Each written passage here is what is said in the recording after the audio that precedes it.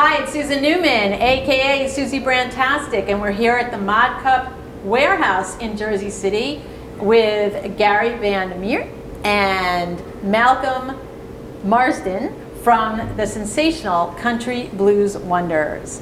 So my first question to you guys is if you could describe your style of music to our listeners. Oh, we play country music, guitar-based country music, rockabilly, rock and roll, gospel, blues. It sounds like a lot of different genres, but we work in a period where you really couldn't tell the difference between all of those. Very little. I don't think there's anything that we do that's older, that's newer than 1955. So we're a roots organization, and we play some very traditional but lively electric guitar music. And we're influenced by a lot of artists from the 20s and the 30s. And back in that era, you had the blues musicians playing with the country musicians, the black musicians playing with the white musicians. So if you listen to that music, the country music of that era sounds very bluesy, and the blues music has a country feel to it. So we're basically carrying on that tradition of mixing all these great musics because they're all of a piece. And so how did the two of you get together, and how did you know it was going to be a really good fit? Well, I met Malcolm at an open mic here in Jersey City at Dorian's, run by a group called Play Musician, and we didn't know it was going to be great. We just started talking to each other, and we found we had a lot in common musically, and we gave it a shot. We started playing at some open mics in Jersey City, and it really gelled from there. Fantastic. So tell us a little bit about some of the places where you play, and and I know that you play around the New York and the New Jersey area. And so do you select different types of music depending on where you're going to be playing and why? No, we are what we are. We play what we play, and and we play for whoever will have us. That's right. We played traditional venues, bars, cafes. We've also played chili cook-offs, motorcycle and auto shows, lumber yards, cemeteries. Yes. Wow. You name it. Even people's backyards. So maybe you could give listeners a little taste of the types of music that you would play, and like you were talking a little bit about the influences of people that you've listened to in the past. So could you describe it a little more in full? Well, we've been influenced by a lot of the old blues and country and gospel acts. I can name people: Gene Vincent, Chuck Berry, Brother Joe May, Sister Rosetta Tharpe, Brother Claude Ely, Reverend Claude Ely, yeah, or Brother Claude Ely. His brother. Plus, there are a lot of influences that you may not hear in the music. Like Malcolm and I grew up in the 50s and 60s. The Beatles, the Stones, the Kinks. There's also the punk thing, so the New York Dolls, Iggy and the Stooges, the Ramones, the Sex Pistols, the Clash. You may not necessarily hear that in the music, but it's definitely there. It's a driving force, and it's part of the energy of what we do too. And so, would you say that different crowds react to the music differently?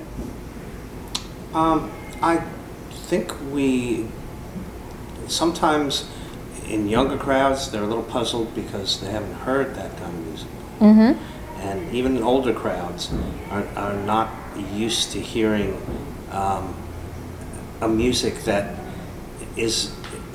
sounds old-fashioned on the one hand, but it's also really visceral on the other hand. We get reactions from people. We get very positive reactions. People feel things that they don't usually feel from music, particularly a duo.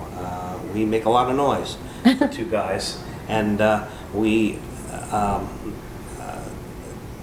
there's we've got loud and louder, I believe, are our two modes, and we get people moving. So it's and the whole gospel angle introduces an enthusiasm that you don't really hear. There's a spiritual element to the music, even whether or not you share the sentiment in the lyrics. There's a spiritual element to the sound of the music that lifts people's spirits, and we've been told that specifically by people who just are pretty amazed by it. Yeah, you know, most of the time when I've heard you guys, it's been in almost exclusively, I think, outdoor venues. So I wonder if you could just describe the difference as we're talking about the way people react to it, the difference between those outdoor venues and when you guys play a club, because it must be very different. Yeah, I don't know. I think that it's a very primal music, and it kind of hits people in the gut, and whether they're indoors or outdoors, I think they react to it. So I don't know if the venue really matters.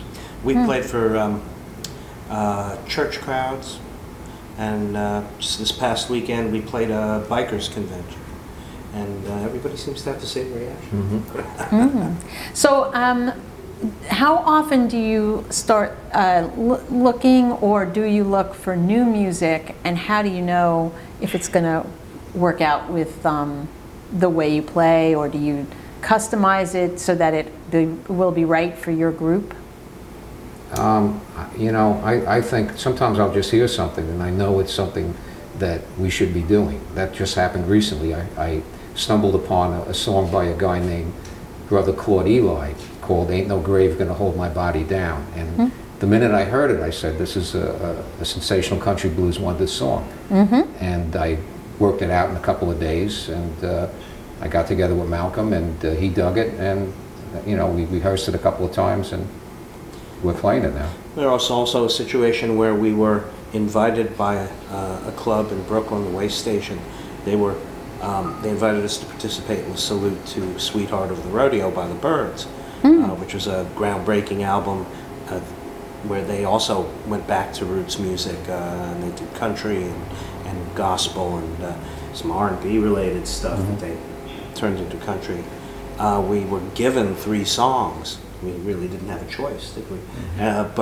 But they were the right 3 songs, and we learned them, and they're part of our repertoire now. Wow, cool. Broaden things out. So you know, sometimes these things happen by accident. You know. Yeah, fantastic.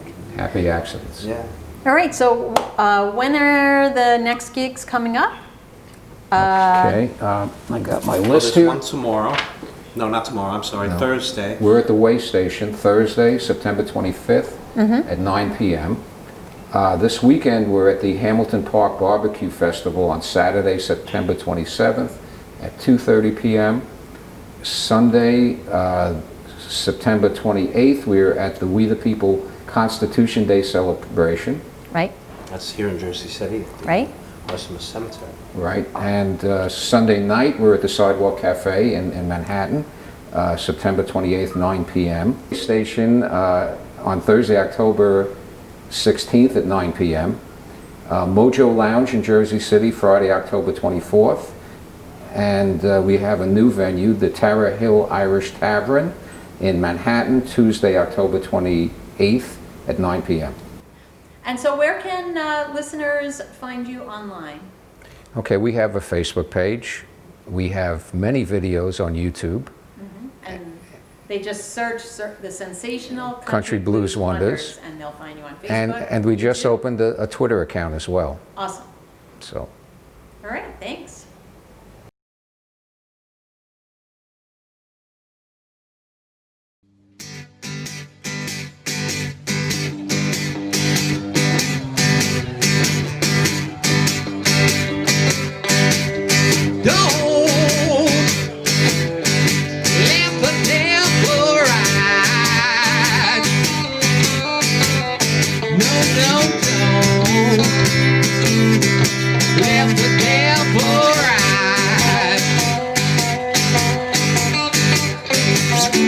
Cause if you let them ride, they want to try and drive, don't let them ride.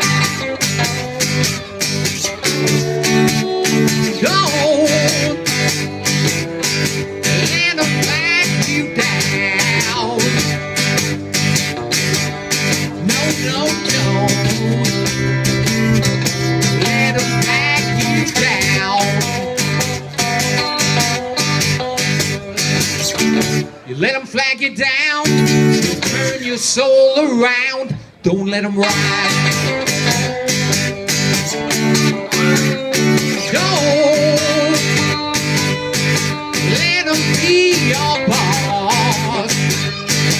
No, no, no, no, no, no, no. Let them be your boss.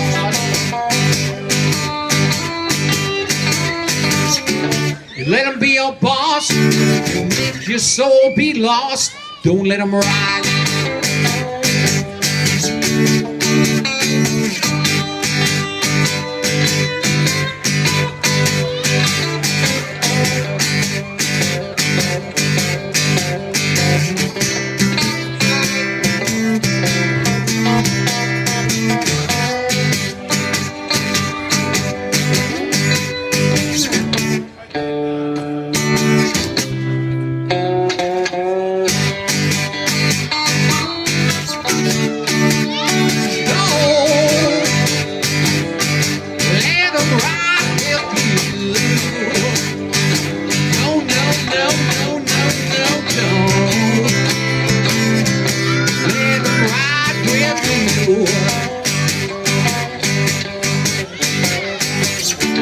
You let them ride with you, they'll try to tell you what to do.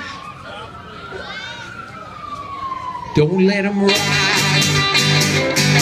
No, no, no, no, don't let them ride. Don't let them ride. No, no, no, no, don't let them ride.